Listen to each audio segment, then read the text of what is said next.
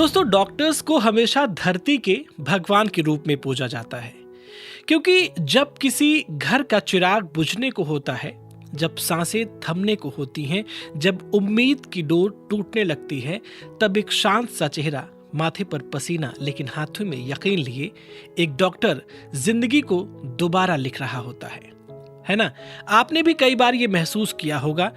और ये डॉक्टर्स कोई और नहीं होते हैं, ये वही सर्जन्स होते हैं जो सर्जरी के माध्यम से किसी भी व्यक्ति को एक नया जीवन देने का प्रयास करते हैं और बहुत हद तक उसमें कामयाब भी होते हैं। तो इस सर्जन्स वीक में, जो कि 9 जून से 15 जून के बीच में मनाया जा रहा है, इस सर्जन्स वीक को बहुत ही शानदार तरीके से सेलिब्रेट करने के लिए हम बात करेंगे रेडियो KGMU गूंज पर आ रहे कुछ सर्जन्स से, जो सर्जरी के माध्यम से लोगों को नया जीवन देने का काम करते हैं। तो बने रहिए इस वीडियो में, बहुत सारे सर्जन से आपकी मुलाकात होने वाली है और कमेंट बॉक्स में इस वीडियो को देखने के बाद उनको जरूर आप बधाइयाँ दीजिएगा। तो आइए अब हम बात करते हैं, चूंकि हम बात कर रहे हैं 9 जून से लेकर के 15 जून के बीच में मनाए जा रहे सर्जन वीक को लेकर के, इस संबंध में अब हम बात करते हैं कि जो सर्जन की भूमिका होती है, उनकी उस भूमिका को और बेहतर बनाने में रिसर्च की क्या भूमिका है।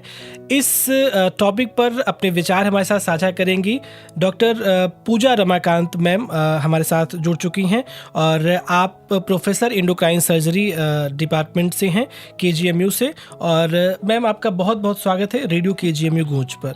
Thank you. नमस्कार श्रोताओं, और ये बहुत अच्छा एक मौका मिला है हमको रेडियो गूंज के प्लेटफॉर्म से ये बात अपने श्रोताओं तक पहुंचाने का कि इस साल से सर्जन्स डे स्टार्ट हुआ है celebration. Association of surgeons of India एक ऐसा सबसे बड़ी सर्जन्स की बॉडी है इंडिया की, और उनके प्रेसिडेंट ने ये इंट्रोडक्शन करा है इस बार की सर्जन्स वीक सेलिब्रेशन हो। पूरा हफ्ता हम सर्जन के लाइफ के ऊपर सेलिब्रेट करें और 15 जून को हम स्पेशल सेलिब्रेशंस करें।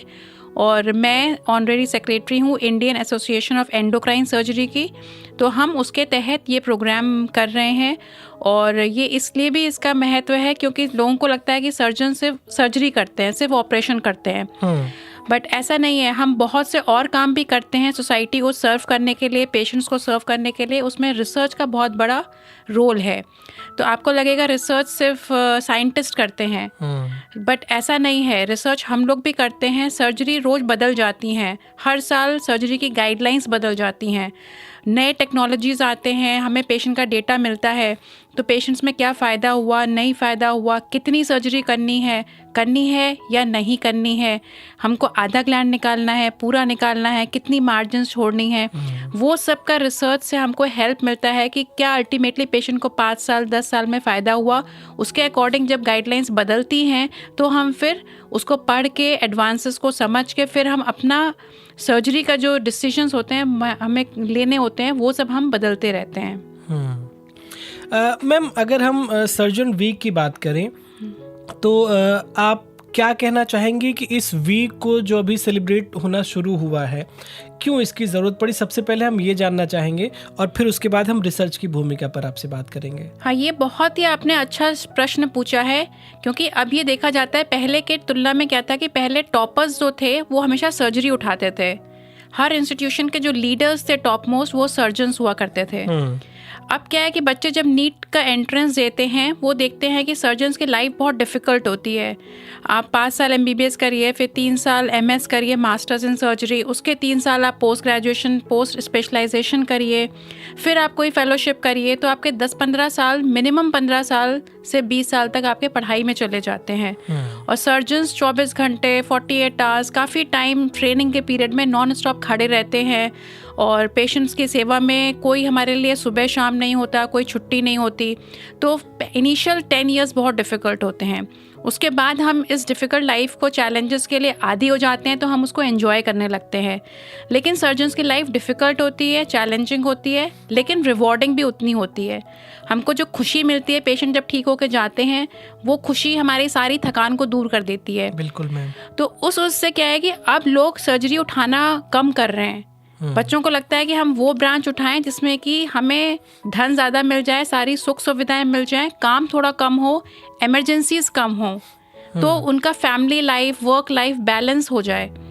तो हमें ये लगता है कि हमको सोसाइटी में फिर से ये बताना है कि सर्जन्स की लाइफ चैलेंजिंग है, मुश्किल है, लेकिन उसमें रिवॉर्ड्स बहुत ज़्यादा हैं, तो इसलिए वो उसे डरे नहीं, घबराएं नहीं और सर्जरी से सिर्फ इसलिए डर के ना उठाएं अगर उन्हें पसंद है कि इसकी लाइफ डिफ़िकल्ट है। डिफ़िकल्ट के साथ में बहुत से फ़ायदे भी हैं सर्जन बनने के। तो वो चीज़ वापस वो ट्रेंड आया कि सर्जन सोसाइटी में लीड करें और बच्चे टॉपर्स जो हैं, जो सबसे मेहनती बच्चे हैं, सबसे ज़्यादा ज्ञान में सर्वंग बच्चे हैं, वो सर्जरी उठाएं। और मैम मुझे लगता है कि जैसे जो डॉक्टर्स हैं उन्हें धरती का ईश्वर कहा जाता है, तो मुझे लगता है कि ये बात सर्जन्स पर ज़्यादा लागू होती है, क्योंकि वही ऐसे होते हैं कि जब व्यक्ति की सांसें ख़त्म हो रही होती हैं, वो मानो अब अपने परिवारजन से दूर जाने वाला होता है, उस दौर में भी वो हार नहीं मानते हैं और लगे रहते हैं उनके जीवन को बचाने के लिए।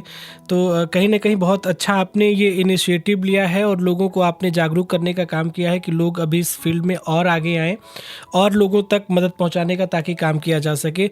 अब मैम थोड़ा रिसर्च की भूमिका पर हम बात करेंगे। अभी आपने स्टार्टिंग में कहा था कि जैसे जो भी इलाज होता है पेशेंट्स का, उनमें बहुत सारी चीज़ें होती हैं, कभी सक्सेस हुआ कभी सक्सेस नहीं हुआ, वो सब एक रिसर्च का विषय होता है जो कि काफ़ी लंबे समय को लेकर के किया जाता है, 4, 6, 10 साल को, कि इतने सालों में क्या फ़ायदा क्या नुकसान हुआ। तो अभी आगे किस तरह से ये रिसर्च की भूमिका सर्जरी को और बेहतर बनाने वाली है? ये बहुत सही सवाल आपने किया है, क्योंकि रिसर्च का मतलब ही रिसर्च है। हम दोबारा उस चीज़ को ढूंढ रहे हैं। कुछ सवाल ऐसे होते हैं कि हमें लगता है हमने पेशेंट का ऑपरेशन किया, बट पेशेंट की बीमारी 6 महीने 1 साल बाद लौट आई।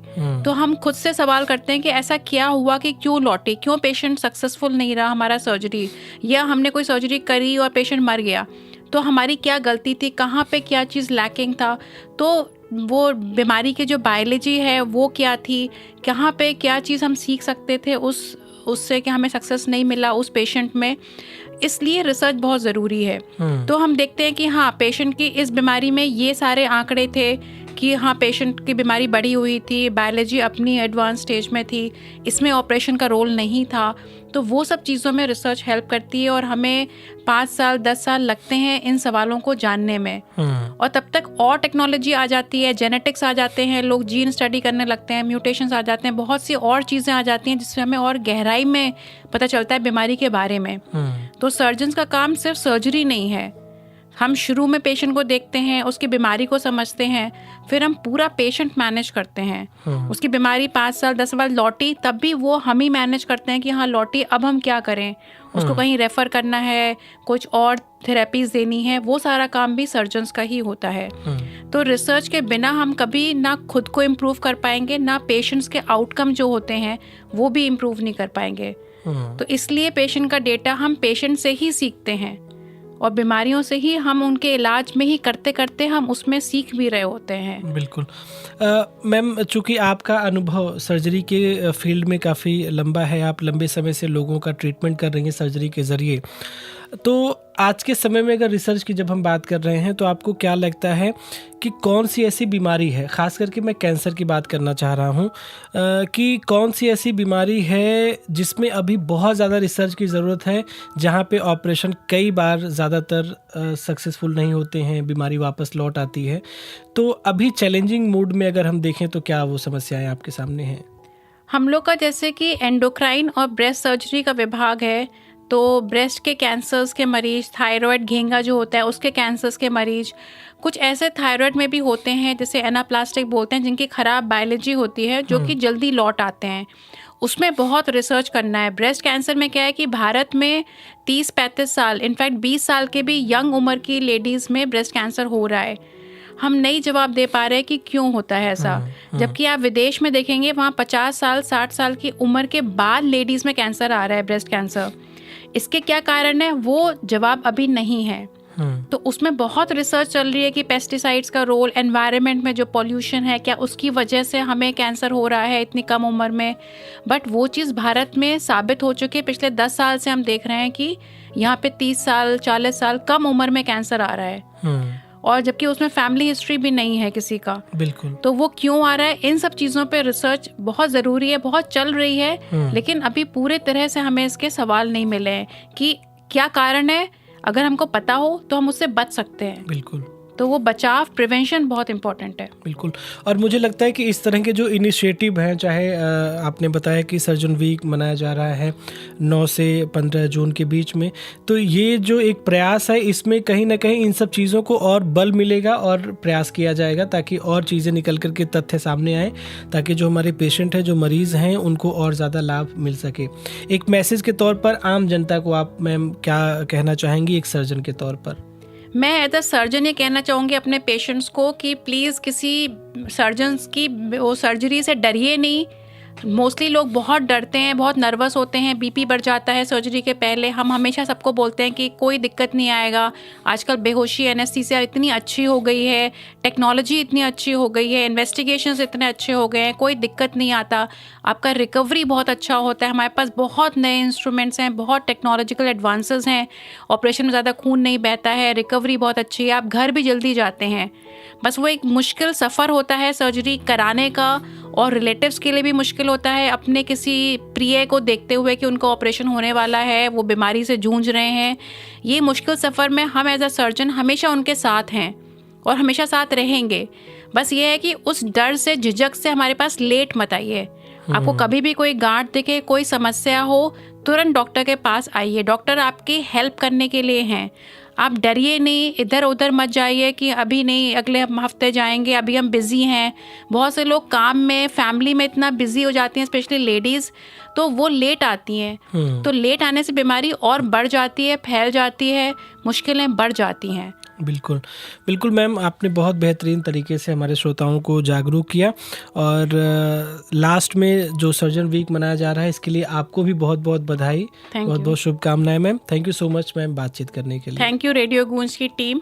हमारा बहुत अच्छा ये प्रयास है, इस माध्यम से हम श्रोताओं को इसके बारे में अवेयर कर पाएँ। Thank you. बिल्कुल, thank you so much ma'am.